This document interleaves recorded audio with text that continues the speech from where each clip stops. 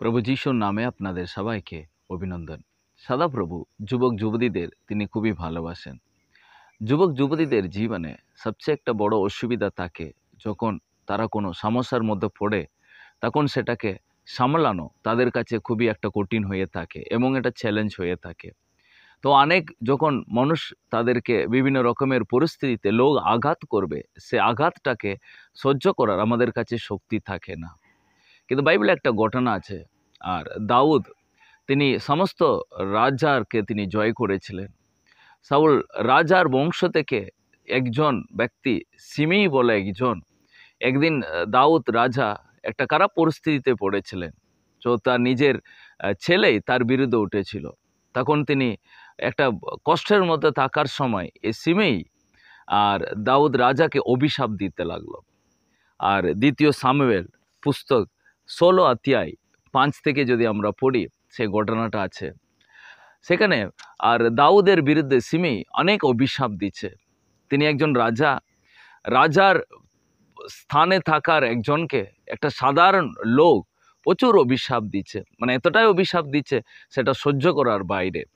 তো দাউদের কর্মচারী তখন পাশে দাঁড়িয়ে বলছে, প্রভু মহারাজ আপনাকে একজন অভিশাপ দিচ্ছে, আমাকে অধিকার দিন, আমি এক্ষুনি ওকে আমি হত্যা করে দিচ্ছি, খুন করে দিচ্ছি।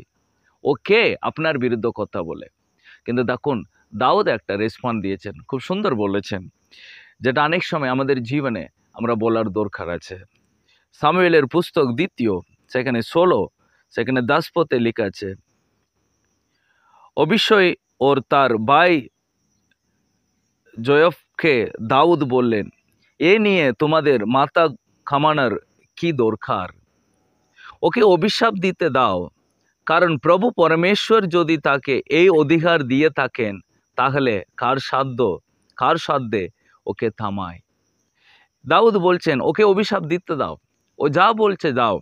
যদি প্রভু যদি ওকে অধিকার দিয়ে থাকে তাহলে কে ওকে থামাবে? ও যা করছে করুক। রাজার বিরুদ্ধে একজন অভিশাপ দিচ্ছে, কিন্তু দাউদ বলছে ওকে মারতে বেশিক্ষণ লাগবে না, কিন্তু ও বলছে যখন এটা ঈশ্বরের অধিকার ছাড়া, কারণ আমি রাজা, আমার বিরুদ্ধে বলছে মানে অবশ্যই আমার কিছু দোষ আছে। হতে পারে ও যা বলছে বলুক, প্রভু যদি ওকে অধিকার দিয়ে থাকে আমি ওই কথাটা শুনবো। প্রিয় দাউদ একটা রাজার কত সুন্দর রেসপন্স। তিনি তাকে মারতে আদেশ দিননি, তিনি প্রতিবাদ করতে যায়নি, বরং তিনি শুধু অভিশাপের কথাটা শুনেছেন। অনেক খারাপ কথা বলেছিল। আজকে কত মানুষ আমাদের বিরুদ্ধে খারাপ কথা বলে, কত মানুষ আমাদের বিরুদ্ধে উঠে আমাদেরকে থামানোর চেষ্টা করে। কিন্তু প্রিয়, আপনি যদি ঈশ্বরের ইচ্ছাকে যদি বিশ্বাস করেন তাহলে অবশ্যই দাউদের মতো আমরা বলবো, যে যা বলছে বলুক, আমি জানি প্রভু আমাকে ঠিক বিচার করে দেবে। বাইবেলে লেখা আছে লোকদের অভিশাপ ওটা পাখির মতো উড়ে চলে যাবে, ওটা আমার জীবনে এসে পড়বে না যদি আমি নির্দোষ থাকি। ঈশ্বরের উপরে যখন আমরা নির্ভর করে থাকি, ঈশ্বর আমাদেরকে পথ নির্দিষ্ট করে দেন। তাই আমাদের জীবনটাকে, আমাদের জীবনটাকে আমরা যেইভাবে আমাদেরকে আঘাত করে চাইলে ওটাকে ছেড়ে দিয়ে ঈশ্বরের দিকে দৃষ্টিপাত করব। প্রভু আমাদেরকে কখনো খারাপ ছাড়বে না, প্রভু কখনো আমাদেরকে খারাপের ফেলার তিনি করবেন না। আমরা প্রভুকে নির্ভর করি, প্রভু আমাদেরকে সঠিক পথে সন্তান দেবে। দাউদ এমনকি তাকে তিনি ক্ষমাও করে দিয়েছিলেন। ঠিক যারা বিরুদ্ধে উঠছে, আপনি ঈশ্বরের ইচ্ছাতে তাকে সমর্পণ করুন এবং তাকে ক্ষমা করুন। কেন? একটা বড় রাজা দাউদের জীবনেও এরকম ক্যারেক্টার ছিল। তার জন্য বাইবেলে লেখা আছে দাউদ ঈশ্বরের মনের মতো ব্যক্তি। প্রিয়, আজকে তুমিও ঈশ্বরের মনের মতো ব্যক্তি হতে পারবে। তুমি এরকম একটা গুণ ক্যারেক্টারে চরিত্রতে তুমি বড় হোক।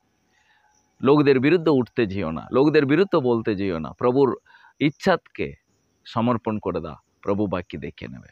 এ বাক্য সবার জীবনে আশীর্বাদ নিয়ে আসুক। God bless you.